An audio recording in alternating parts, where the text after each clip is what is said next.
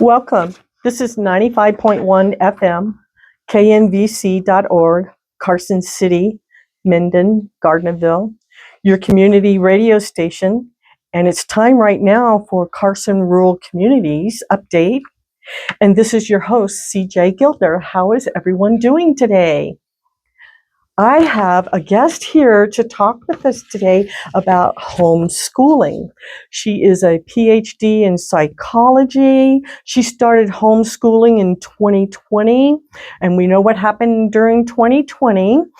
She's always homeschooled. She has a daughter and two sons. When school shut down, she decided it's time to bring that homeschooling to her family. And I have so much to tell you about it, but I would like to introduce you to Dr. Liz DeFinis, PhD of psychology. Thank you for coming, Liz. Yes, thank you so much for having me. Oh, I'm so glad you were able to make it, and we had such a beautiful day outside. For sure. I know, it's almost like spring, isn't it? And so, well, I invited you to come over to chat with us on the station about homeschooling and what it entails. And I'd like to know a little bit more about how did you start doing homeschooling on a regular basis? Yeah, absolutely. So, we had hoped to homeschool for so long. At least I had. My husband was a little like, well, I don't really know about that. But I had always had this vision of being able to teach my own children. However, I was working full time as an occupational therapist, which is a field that I absolutely adore, but definitely requires in-person treatment, which means not working from home. And so it was very challenging. There was a time where I was actually looking into, could I find a quote unquote daycare or a care center somewhere to send my kids during the day and then homeschool them in the evenings rather than sending them to traditional school during the day. Okay. Unfortunately, there wasn't a whole lot out there for that. Daycare typically ends by the time kids are in that pre-K age. And so I really didn't have a lot of solutions at the time. And so it was something I always wanted to do. But during 2020, the year that everything shut down, it really changed our lives. That was the year I had a baby. I had a baby in January. And when my daughter was born, she suffered from a stroke at birth. And I was faced with this decision to figure out, like, how can I be her primary caregiver to be with her all the time? She was having seizures. She needed that attention, that one-on-one attention. And I needed to be able to still replace my salary. I was the breadwinner who needed to replace that, six-figure salary as an OT. And so that was the year we started, kind of accidentally because of COVID. And I loved it. I loved every minute of it. And it was incredible to start that journey, even in all of the crazy that was happening. I bet. And for those who don't know what OT is, that's an occupational therapist. And so, I mean, doors opened up for you where doors closed for many people in 2020. I can't even fathom anymore how a family of maybe 3 to 5 kids functioned and worked at home and continued the education for the kids. And so, tell us how a person goes about doing that. Yeah, so it was definitely challenging at first. And, I kind of want to say, like, I think that sometimes homeschooling gets a little bit of a bad rap because of what happened in 2020. So initially, my kids came home and they had these, these online lessons and these like packets and all these things that they needed to do. And everybody kind of looks at that and they're like, oh my gosh, it was terrible. I couldn't keep up with everything. I was trying to work and I was trying to do things. And it was too many things. But homeschool isn't really like that. And that's something important to remember, because when we looked into, so 2020, we weren't technically homeschooling in the spring when everything shut down. We were technically continuing the curriculum that was provided to us by the school where the kids were enrolled. But then came summer, and then we had to make a decision. And I was like, are we going to send the kids back or are we not? And because my daughter had the stroke, she was very high risk for getting sick. Any kind of virus, any kind of anything could cause seizures again. And so we were like, if we send my boys to school and they come home, even with a cold, it could potentially trigger seizures. And so, we wanted to homeschool, and we also have that extra layer in there with my daughter. So we were looking at how can we make this work? What can we do? And I looked into the schools at the time. We're all coming out with these like hybrid curriculums where they were a brick and mortar school offering an online curriculum that year. And I thought maybe that's it. Maybe that's it, because then I don't have to develop a curriculum. I could just use what they have. Except both of them were going to have to sit on a computer for 6 to 8 hours a day. Yeah. In kindergarten and second grade. And I was trying to run my business. And I was like, how am I supposed to take care of a newborn baby, make sure my 5-year-old is on the computer for 6 hours doing work and paying attention? That's a lot. Right? And I was like, this is insane. And that is when homeschooling became true homeschooling for us. I decided not to enroll them. I decided, even though I was a little scared, even though I had no idea how to come up with a curriculum, what does that even mean? What if I don't teach them enough? What if they don't learn? Even though I had all these fears, I knew that whatever I did was going to be better than putting my kids on a computer for 6 to 8 hours staring at a screen, trying to pay attention to the classroom. And not have that one-on-one, I guess you would say 1-on-31 kind of instruction from a school teacher. So what did you do when they had questions and things like that? Yeah. So, I came up with, we've changed our curriculum a lot, and I'm sure we'll talk about that a little bit. But that year, I went with some basic, just like workbooks. And we actually started homeschool that year in the summer because it was like July, and I was like, okay, let me buy the workbooks now and let's start right now and see if this is going to work. Because then if it doesn't work, there's still time for me to enroll them in September. It gave me 2 months of like kind of a trial period. Okay. And we loved it. I was able to sit with the kids for about an hour, like just an hour, and work with them in the workbooks. And I mean, they have questions, and my son was only in kindergarten, so he couldn't read. So, I had to read the instructions to him and things like that. But very quickly, they became pretty self-sufficient. And I've learned that our homeschool experience actually helped my kids start to develop a little bit more autonomy than what would be considered normal for like their age, because they learned how to troubleshoot through those things.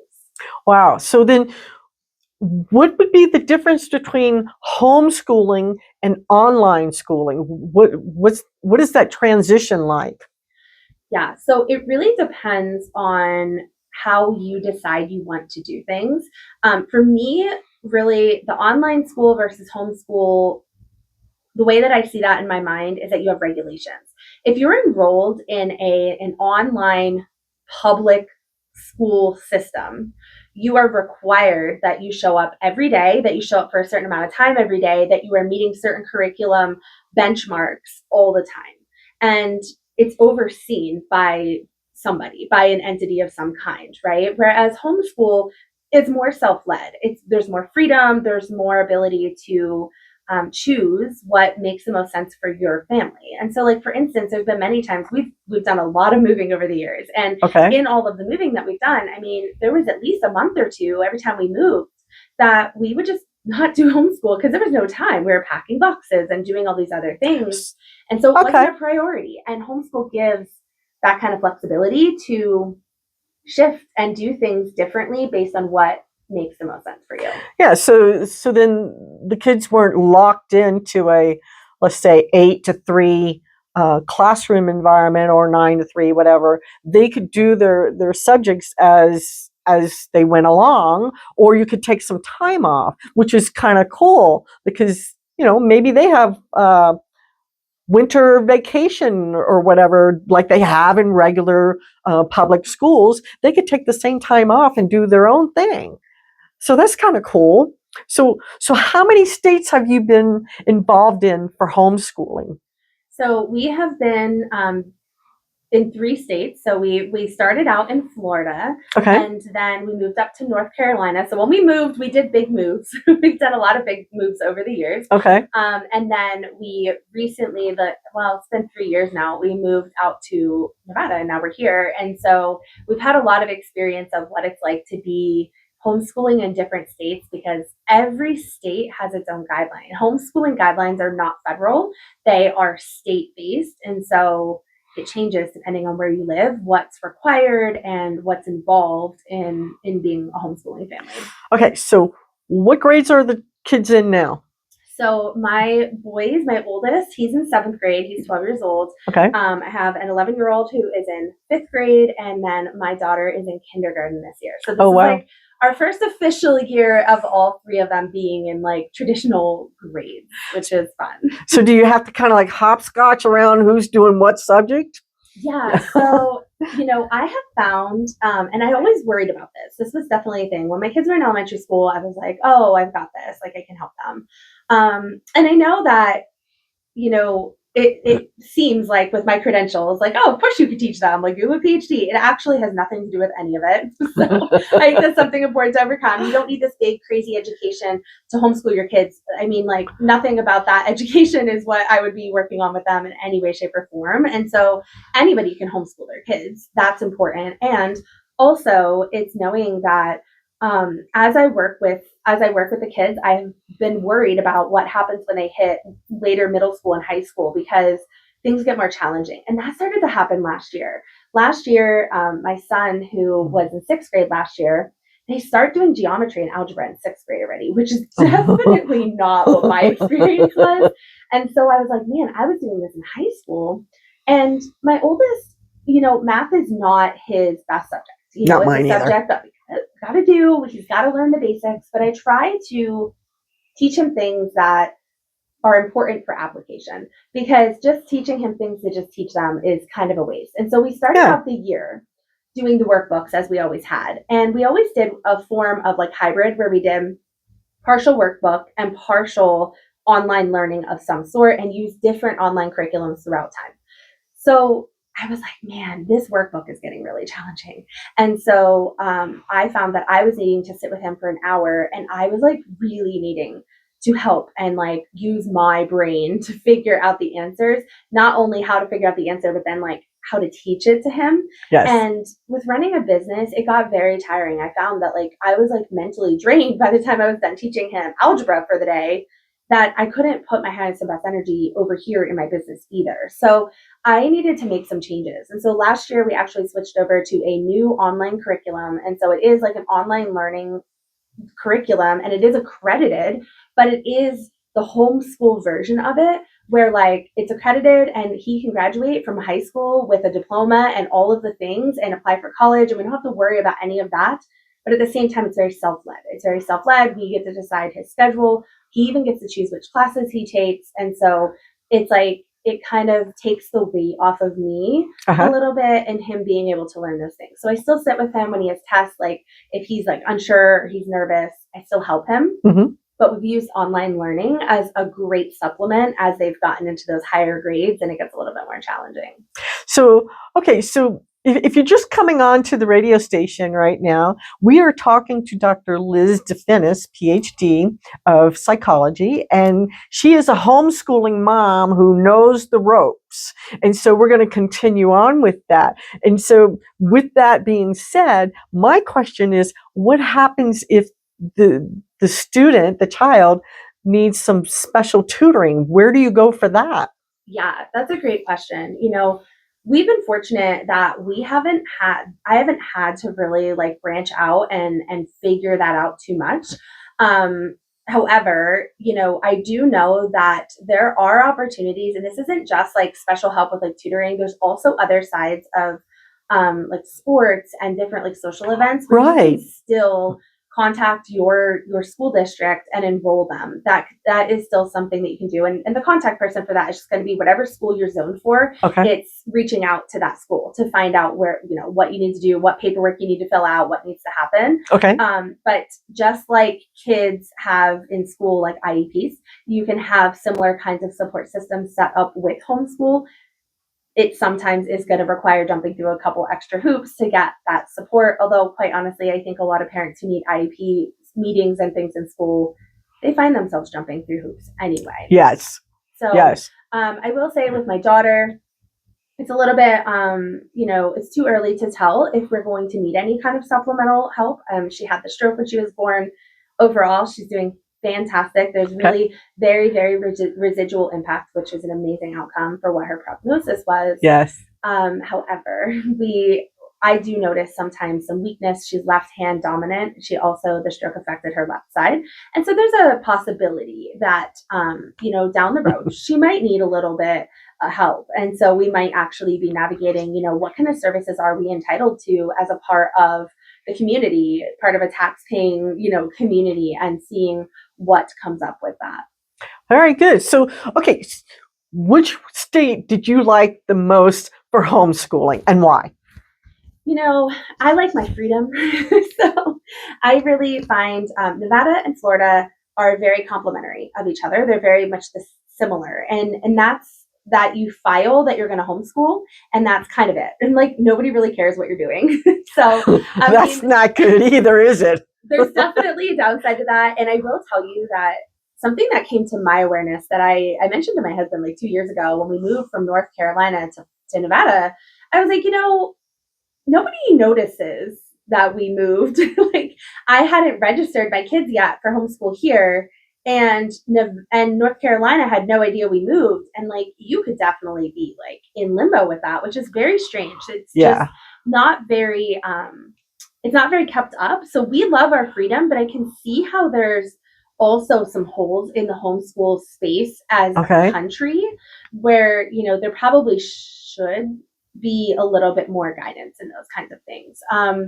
I know there's some states out there, we haven't lived in one, that require a lot more documentation. They require check-ins and reports being sent and things like that. In Nevada and Florida, you didn't need to do that. North Carolina kind of fell in the middle. They're kind of they want you to take assessments to make sure that the kids are learning. They want you to file. You have to actually set up and name your school there. So you have to give your school a name and file the school as an official thing. And then at the end, when they would graduate, you would actually get a diploma with that school name on it. Oh, which cool. is very interesting. Yes.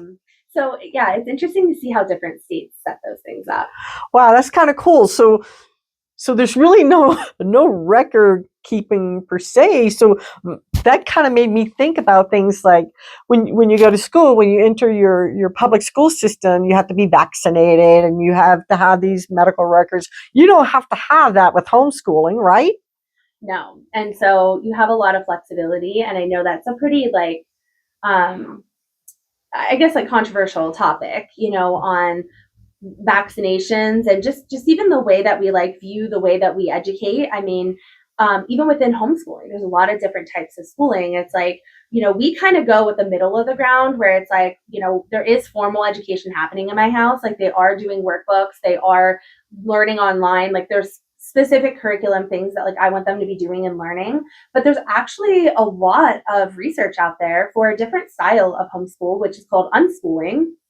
Which is Makes sense. Right. Which is where you're actually not having the kids sit and do the structured learning in that way. And you're allowing them to learn through life experiences. And I know not all families, this is not required to unschool, but a lot of families that do unschooling do things like living in an RV and just traveling all the time. And I had really family cool. who did that. Really awesome. Yes. So I had family who actually lived in the RV and traveled the United States all the way up to Alaska, and their kids were homeschooled.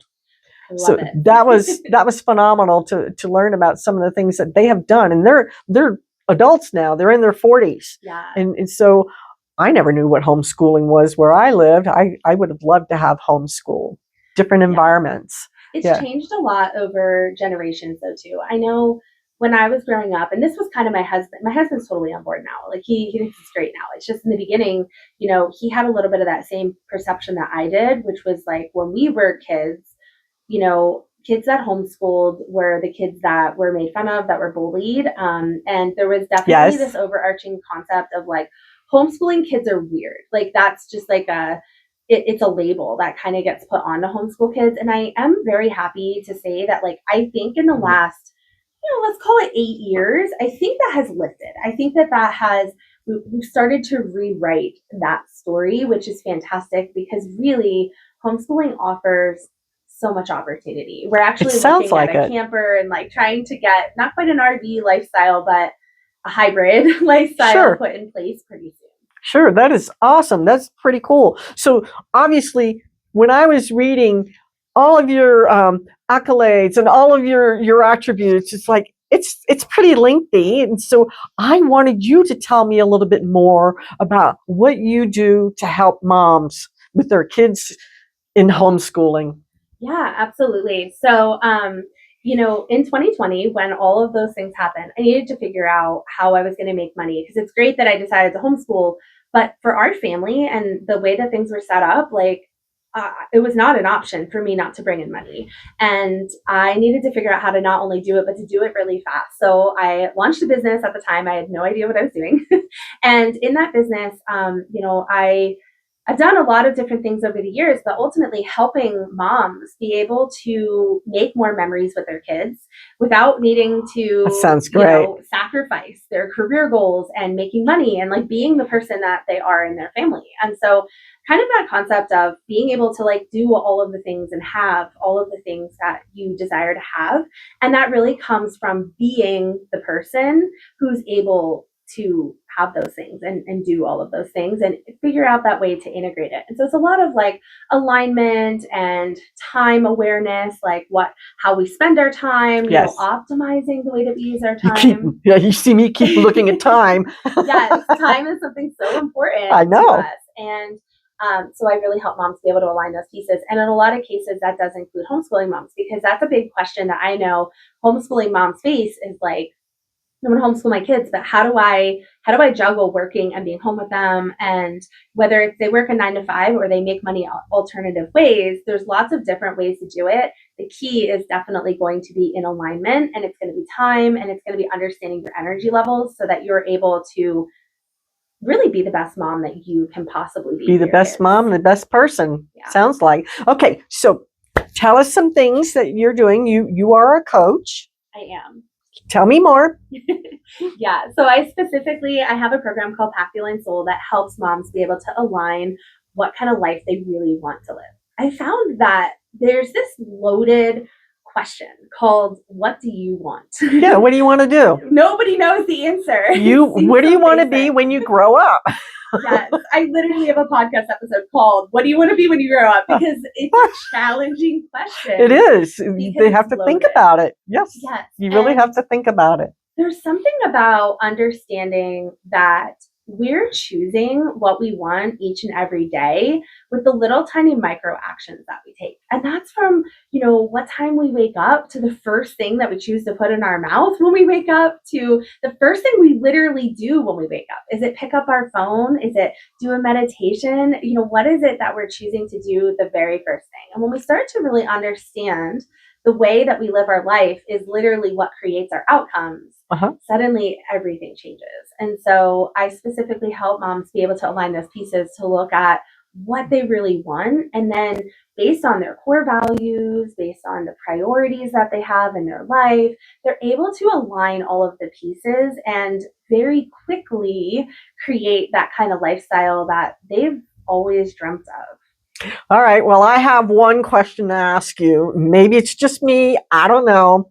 I've participated in working on vision boards, and I never really got the grand gamut of it. It's like, okay, here's these pictures that I see, but I don't see where to go to bring it and make it a reality. What do you say to a person like me, like I, as to what's the next step? How do you coach them to make them see that vision?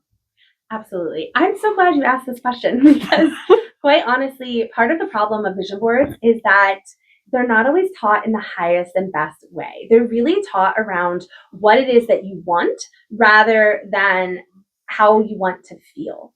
And this is a totally different question. And really, that's why that loaded question of what do you want is Good actually way to put flipped it. over, because it's how you want to feel. And when we can create a vision board that is filled with typically images, things that make us feel a certain feeling. So, for instance, it's not, oh, I want this big truck, right? It's how am I going to feel when I have the truck that I really want? Like for us right now, I wanna go and get this camper. I want to get this camper, but it's like, what does the camper represent? So I could put a picture of the camper on the vision board, but the point of the vision board is to not look at it and say, I want a camper, I want a camper, I want a camper. It's more detail. I want to make memories with my kids. Like I want to feel the feeling of being on the open road and us going on adventures. I want to feel the feeling of my middle son coming over and giving me a hug and connecting with me rather than being on a tablet. I want to create real impactful memories that are core memories for my kids.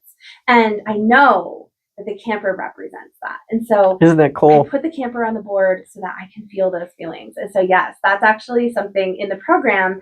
We work on vision boards from a very different angle so that you can actually get what you want on there rather than just focusing on the things, because quite honestly, you're right. That doesn't usually work. Right. Okay. So I want you to tell us your website, please. Yeah. So it's really simple. Just go to Liz DeFinis. It's LizDeFinnis as in Sam, .com. And that will take you over to all of the things, all the homeschool things. I have a great quiz on there that's about time. And it's like how we use our time and understanding that more and better. And so it'll give you some answers on how you can, based on the type of time user you are, it will give you some resources on how you can improve the use of time to get the results that you want. And I'm going to put the website on our video again so that folks can see it, because there are folks who sometimes miss our time spot because we're 12 to 12:30 and they can't get away until 1. So I have the video going so that we have that information for them. And so I just wanted to say thank you so much for coming. I know you're coming back. What's that date again? Yes, I will be back again. I believe it is January 15th. And so I'm really looking forward to on that Thursday. Yes, that will be awesome, because I want you to be able to tell more detail as to help a person, because that's a new year. Parents might take their kids out or whatever at that point. So I just want to say thank you so much for coming to visit us. And I have just a few things that I need to say. And so I wanted to remind folks in the Carson City area that on the 13th is the Carson City Potters and Ceramicists Bazaar. If you've ever wanted to learn how to work with clay, go to that place. It's absolutely wonderful. It's going to be over at the Carson Mall, right on, I think the address is 215 South Carson Street. And I'm going to jump around a little bit. So for the Silver Springs area, they're going to have their hometown Christmas on the 13th. And so there's also going to be take a photo of your Christmas decorations, and you can send it over to the silversprings.chamber.com. And then Story County has quite a few things going on right now. So are you curious about the election system and how it works in Story County? The clerk's treasurer's office is hosting a mock election. I always love those in the Slammer at the Story County Historic Courthouse, and that's from December 3rd through the 13th, and that's 9 a.m. to 2 p.m. And Story County will be testing the system upgrades and giving our team leaders and poll workers hands-on experience with new ballot marking devices and tabulators. I never even think about those things. I just want to go in, cast my vote, and be gone. But there's so much more involved in that. So residents are invited to stop by and see the new equipment and action, and observe the process and ask questions about elections and voting technology. Some just come on over, check it out. That's between 9 a.m. and 2 p.m. up until the 13th. And then here's some more going on in Story County. We did have the Story County Emergency Management Director come and visit us, and there's going to be the evacuation drill on the 13th. 13th in Lockwood. But we are almost out of time. But I will put this on the video on the back side so that everyone has that information, because there's also a new traffic light in Story County near the USA Parkway. So we've got that too. So again, I just wanted to say, Dr. Liz, thank you so much for coming. 30 minutes goes so fast. All righty. Bye to everyone. Love you all. Okay. Wasn't that a great podcast with Dr. Liz DeFinis? That was awesome information. But we ran out of time. We were having so much fun. So I wanted to tell you the last few things that we need to do. And so here we go. So I already talked about the mock election. So are you curious about how the election works in the Story County area? The clerk treasurer's office is hosting a mock election in the Slammer at Story County Historic Courthouse, and that address is 26 South B Street in Virginia City. And that will be from December 10th through the 13th from 9 to 2 p.m. And so they're testing the system upgrades and giving their team leaders and poll workers hands-on experience with the new ballot marking devices and tabulators. Residents are invited to stop by and see the new equipment in action, observe the process, and ask questions about elections and voting technology. So just go on over there and visit and see how it works. I think you'll have a good time there, especially being in the Slammer. So, all right, in Story County, here's some more information. There is a new traffic light in town. Don't think it's Dayton, okay? Story County and NDOT complete traffic signals at Sydney Drive and USA Parkway in the Tahoe Reno Industrial Center, the Trick Center, for those who don't know what that is, to improve safety and reduce congestion. Tahoe Reno Industrial Center, let's see, in partnership with Nevada Department of Transportation and major private sector contributors, Switch and Gray Construction, has completed installing traffic signals at this key intersection along the USA Parkway to help ease congestion and improve safety in the Tahoe Regional Industrial Center. Traffic signals at Sydney Drive and USA Parkway are now operational and will allow a safer left turns onto northbound lanes, helping to reduce traffic backups during peak commute hours, and we know how that is. This partnership with NDOT represents a proactive step toward addressing the daily congestion challenges that our workforce faces, and we know how that works too. We've all seen it. Let's see, said the county manager, Austin Osborne. We focused on both short-term relief and long-term transportation planning for this vital economic corridor. And so I'm going to leave that with you because there's some dollars and cents involved in that. We know it's a lot, don't we? Also, on the 13th, Carson City Potters and Ceramicists Bazaar is local artists working in clay. This will be on Saturday, December 13th. And it's from 10 to 6 p.m. at the Carson Mall, and that address is 1215 South Carson Street.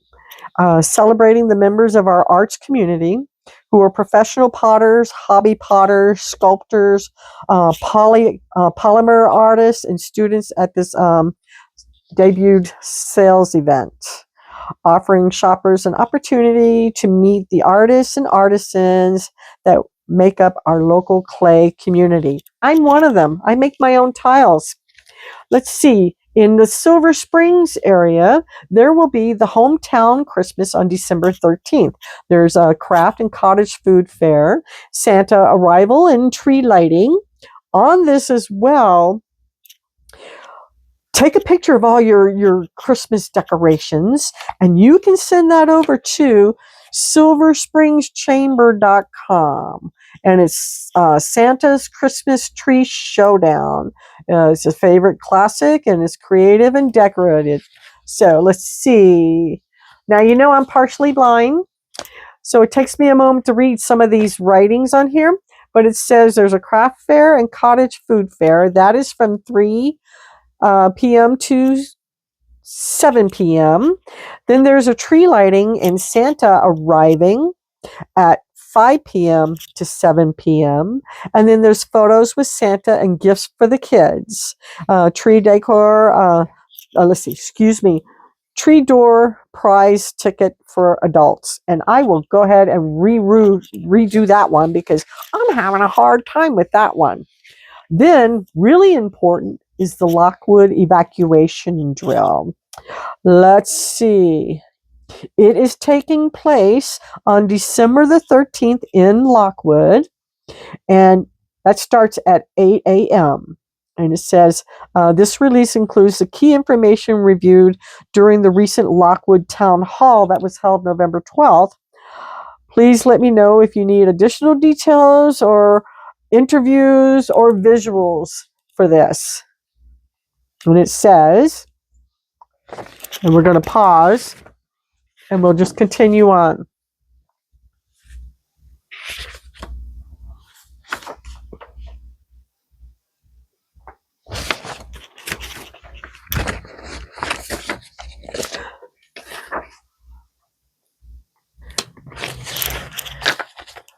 Alrighty, wasn't that fun with Dr. Liz DeFinis? She was awesome, and she gave us some insight about some of the things that she looked for homeschooling. And so now I have a few things to tell you. We ran out of time, which is always good because it was a very informational podcast. So the first one we're going to talk about is, are you curious about how the elections work in the Story County area? The clerk and treasurer's office is hosting a mock election in the Slammer at Story County Historic Courthouse, and that address is 26 South B Street in Virginia City. And that would be from December 10th through the 13th from 9 a.m. to 2 p.m. And they're testing the system upgrades and giving the team leaders and poll workers hands-on experience with new ballot marking devices and tabulators. Residents are invited to stop by and see the new equipment in action, observe the process, and ask questions about elections and voting technology. So just go on over there. Again, that's from December 10th through the 13th from 9 a.m. to 2 p.m. Now, on December the 13th, Carson City Potters and Ceramicists Bazaar will be taking place at the Carson Mall, and that will be from 10 a.m. to 6 p.m., and it's filled with local artists working in clay. And they're celebrating the members of the arts community who are professional potters, hobby potters, sculptors, polymer artists, and students of all different areas to talk to you about what they do. You can go in and enjoy some wonderful pottery. And you know what? If you've never touched clay before, now's the time to go check this out. So again, that's going to be at the Carson Mall on the 13th from 10 a.m. to 6 p.m. And I am, I guess I'm a clay artist because I like to make homemade tiles, and they're custom made. And I just have a blast. I'm just a hobbyist, but it sure is fun. All right, back to, let's see, on December 13th in Silver Springs will be the hometown Christmas. There's a cottage and craft food fair, and Santa will be arriving, and there's also a tree lighting. So the cottage and food fair is from 3 p.m. to 7 p.m.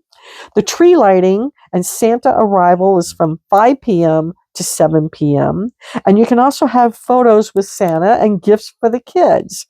The tree door prize ticket for adults. So if you have any decorations and stuff, take a picture and send that over to silverspringschamber.com.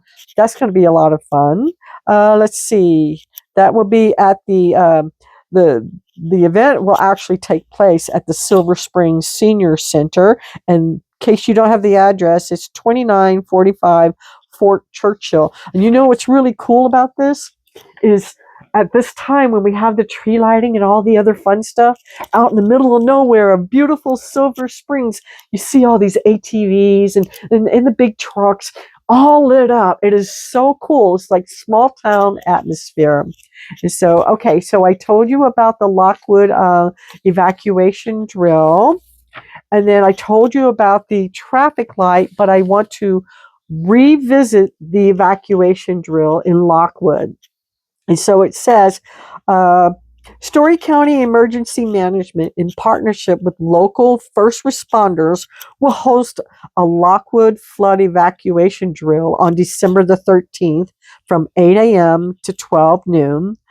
The drill will allow residents to practice evacuation procedures and test emergency alert systems in a safe, controlled environment. And you know, many counties are starting to do this to help their residents prepare for things like where I live in Story County. We had the flash flooding going on, and there was no preparation that we were aware of. But now that this new evacuation drill is coming up, I'll get to learn some of those emergency things that I might need to keep in my car.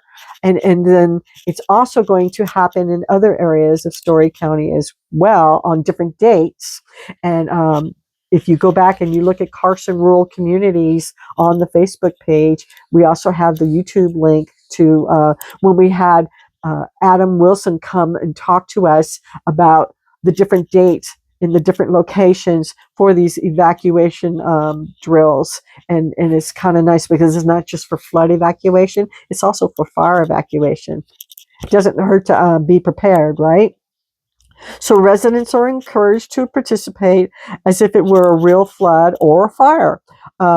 Smart 911 alerts will be sent on Friday, December the 12th, and again on the morning of the drill, providing directions and updates. Social media updates will also be posted on Facebook and on Instagram and X throughout the drill. Participants do not need to bring pets or the livestock. That's really important. You just want the meat, the nitty gritty on what to do if there's an emergency such as a flood or a fire. After the drill, residents are invited to a resource fair at the Lockwood Senior Center.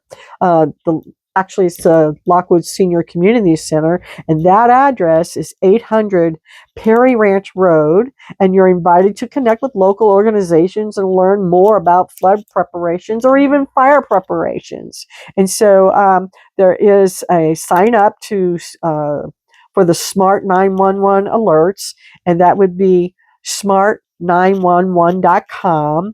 You can review the flood evacuation checklist. It's nice to have. Or a fire, don't forget.